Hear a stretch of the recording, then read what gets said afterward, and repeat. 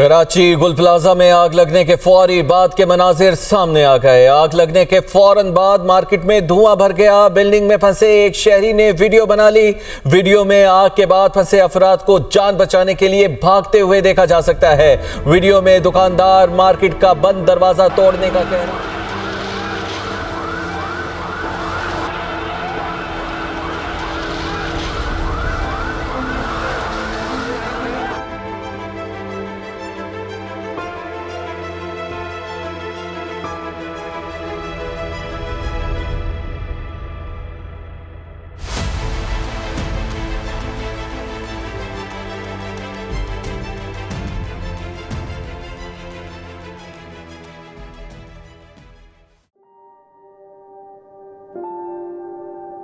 کراچی کے تجارتی مرکز میں آج ماتم کا سما ہے۔ جہاں کل تک کاروبار کی رونقیں تھیں، وہاں آج جلی ہوئی قالینوں کے ڈھیر، پگھلی ہوئی کراکری، جھلسے ہوئے بیگ اور انسانی زندگیوں کی راکھ بکھری پڑی ہے۔ گل پلازا، جو کبھی روزگار اور امید کی علامت تھا، آج ایک اجتماعی قبرستان میں تبدیل ہو چکا ہے۔ 6 دن گزر چکے ہیں، مگر اس عمارت سے اب بھی دھواں اٹھ رہا ہے۔ یہ دھواں صرف آگ کا نہیں، یہ ایک قاتل نظام کی خاموش مگر واضح گواہی ہے۔ سوال یہ نہیں کہ آگ کیسے لگی، اصل سوال یہ ہے کہ یہ حادثہ تھا یا ایک سوچا سمجھا قتل۔ ریسکیو اہلکار چھٹے دن بھی جدید آلات کے ساتھ ملبہ کھود رہے ہیں، مگر اب یہ تلاش زندگی کی نہیں بلکہ لاشوں کی ہے۔ درجنوں افراد تاحال لاپتہ ہیں۔ سینکڑوں دکاندار اور لاپتہ افراد کے اہل خانہ چند میٹر کے فاصلے پر کھڑے ہیں، کسی معجزے کے انتظار میں۔ حالانکہ ریسکیو حکام خود اعتراف کر چکے ہیں کہ زندہ بچ جانے کے امکانات نہ ہونے کے برابر ہیں۔ یہ صرف ایک ثانیہ نہیں، یہ اجتماعی بے بسی کی بھیانک تصویر ہے۔ یہ آگ گزشتہ ہفتے کی رات اچانک نہیں لگی۔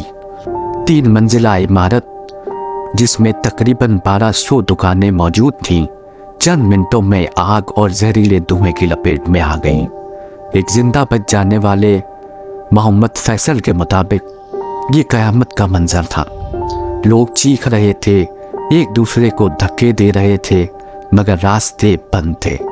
درجنوں افراد اوپری منزلوں میں پھنسے رہ گئے۔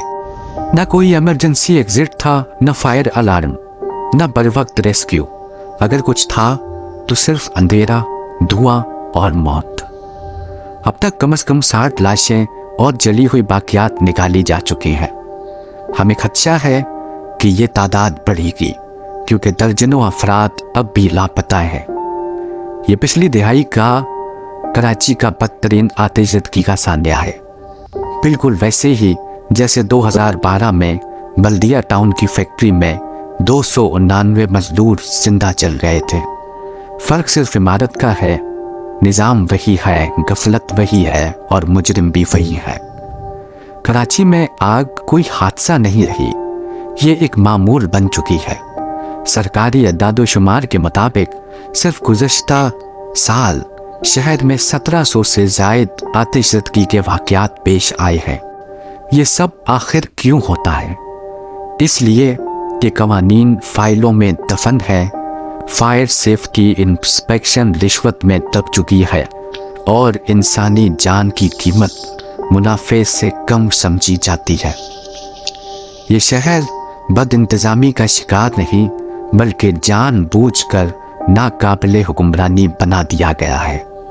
اس سانحے نے ایک بار پھر حکمرانوں کی منافقت کو بے نقاب کر دیا ہے۔ سندھ میں گزشتہ 18 برس سے اقتدار میں رہنے والی جماعت آج دفاعی پوزیشن میں ہے۔ دکاندار چیخ رہے ہیں کہ اگر بر وقت ریسکیو اور فائر فائٹنگ ہوتی تو جانیں بچ سکتی تھی۔ حکومت انکار بھی کرتی ہے اور ساتھ ہی یہ مانتی بھی ہے کہ شہر میں فائر سیفٹی کے انتظامات موجود نہیں۔ وزیر اعلیٰ 3 دن کے الٹیمیٹم دیتے ہیں، مگر ماہرین صاف کہہ رہے ہیں یہ مسئلہ 3 دن میں نہیں بلکہ 3 دہائیوں میں بھی حل نہیں کیا گیا۔ حقیقت یہ ہے کہ کراچی جیسے 20 ملین से जायद आबादी रखने वाले शहर में सिर्फ 1000 तरबियत याफ्ता फायर फाइटर्स मौजूद हैं, जबकि ज़रूरत कम से कम 15,000 की है। ये महज नाअहली नहीं बल्कि एक तबकाती मसला है। सरमायादार इमारतें खड़ी करते हैं, बिल्डर्स ज़ाब्ते तोड़ देते हैं, इंस्पेक्टर अपनी फ़ीस वसूल करते हैं, हुक्मरान बयान देते हैं, और जब आग लगती है तो आवाम झुलस उठते हैं। गुल प्लाजा कोई बदकिस्मत इमारत नहीं थी, ये अंजाम मुतवक्का था। जब शहर इंसानों के लिए नहीं बल्कि मुनाफों के लिए बनाए जाए, जब सेफ्टी को खर्च और इंसानी जान को काबिल तलाफी नुकसान समझा जाए, तो आग हादसा नहीं बनती, वो वक्त पर आती है। ये आग हमें खबरदार नहीं करती, ये हमें सजा देती है।